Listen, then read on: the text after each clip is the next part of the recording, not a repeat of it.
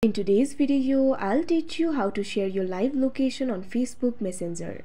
So if you want to share your live location, for that what you have to do is launch open Facebook Messenger application. Make sure you're logged into your account. You can see over here Messenger has been opened.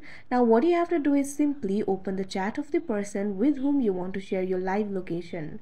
Now you can see over here the chat has been opened. Now what you have to do is look at bottom. Right next to the message bar, you'll be able to find several icons over here. Tap on the plus icon that you can see at the bottom left corner of your screen. Now you'll be able to find four options: Meta AI, Files, Play Games, Location. Tap on this option, Location. You may need to grant Messenger permission to access your location if you haven't already.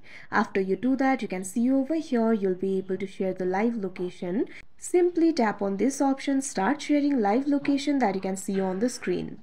Now you can see over here your live location is being shared. So like this, you'll be able to share the live location. So that is how you share your live location on Facebook Messenger. I hope you found this video helpful. Thank you for watching.